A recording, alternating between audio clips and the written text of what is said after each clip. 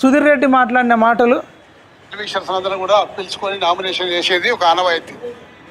కానీ ఇవాళ అంతర్రాష్ట్ర రౌడీ ముఖాల ప్రదర్శన జరిగినట్టు జూబ్లీ హిల్స్ నియోజకవర్గంలో, హైదరాబాద్లో, ట్విన్ సిటీస్లో ఉన్న మాజీ రౌడీ షీటర్లు, ప్రజెంట్ రౌడీ షీటర్లు, నేర చరిత్రలు అందరూ కూడా ఆ ర్యాలీలో పాల్గొని బీభత్సం కత్తులు కటాలతోటి ఇలా ఎంత కనిపించినా కానీ పోలీసులు ఏమీ పట్టనట్టు, అంటే తమకి ఇది మా డ్యూటీ కాదన్నట్టు వాళ్ళ కళ్ళ ముందరనే కత్తులు కటాలు పట్టుకున్నా కానీ ఏమీ అనకపోవడం నిజంగా చాలా విచారకరమైన.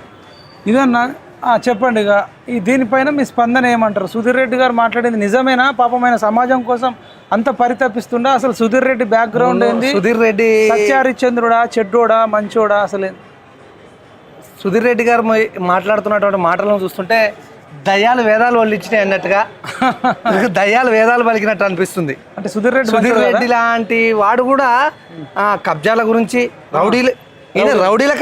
ఈయన పెద్ద రౌడీ కర్మాగారం ఎల్బీ నగర్ లో, ఈయన రౌడీలను తయారు చేసే కర్మాగారం పెట్టిండు ఈయనే. అబ్బా, ఈయన నుంచే రౌడీలు తయారవుతున్నారు. ఈయన చేసినటువంటి కబ్జాలు మామూలు కాదు కదా.